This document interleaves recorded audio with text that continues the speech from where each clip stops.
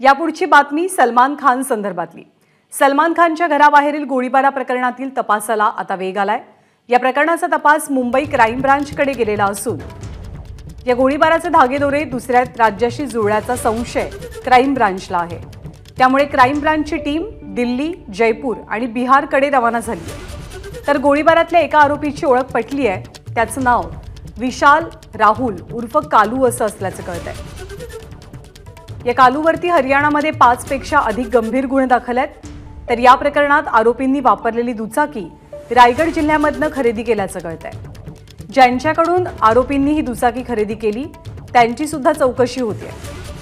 या गोळीबाराची जबाबदारी स्वीकारणाऱ्या फेसबुक पेजचा IP ॲड्रेस ट्रॅक करण्यात आलाय आणि अनमोल बिश्नोई नावाचं हे फेसबुक पेज कॅनडामधनं चालवलं जात असल्याचं कळतंय। सूरज ओझा आपले प्रतिनिधी आपल्याला माहिती देतील। सूरज, सलमान खानच्या घरासमोर झालेल्या गोळीबारा प्रकरणात ताजी माहिती आत्ताची काय मिळतेय? नक्की नंदा, ह्यामध्ये क्राईम ब्रांचला स्ट्रॉंग एव्हिडन्स मिळालेले आहेत। त्यामुळे त्यांची जी टीम आहे, वेगवेगळी टीम फॉर्म करण्यात आली आहे। त्यातली एक टीम दिल्ली आणि दुसरी टीम जयपूर आणि तिसरी टीम जी आहे ती बिहारच्या वेगवेगळ्या परिसरात पाठवण्यात आलेली आहे। सूत्र असंही सांगतायत की बिहारच्या चंबल इथून आरोपी असल्याची शक्यता आहे आणि आपल्याला अजूनपर्यंत एक आरोपीचं नाव माहीत होतं। जो दुसरा आरोपी आहे त्याचं नाव असं समजतो की त्याचं नाव विकास गुप्ता असल्याचीही देखील शक्यता आहे, आयडेंटिफाय करण्यात आलेला आहे।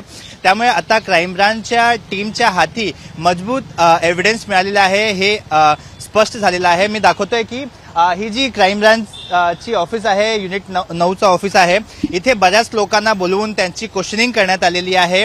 त्यांचं स्टेटमेंट रेकॉर्ड करण्यात आलं आहे। कारण की ज्यावेळी आरोपींनी फायरिंग केली होती, फायरिंग केल्यानंतर तो मेहबूब स्टुडिओच्या मार्गे पळत होता आणि त्यावेळी त्यांनी एका ऑटोवाल्याला वेस्टर्न एक्सप्रेस जाण्यासाठी मार्ग विचारलेला होता।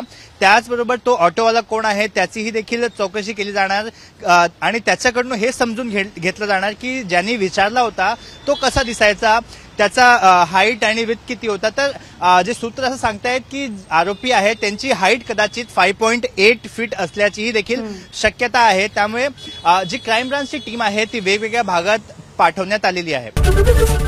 ABP माझा, उघडा डोळे बघा नीट।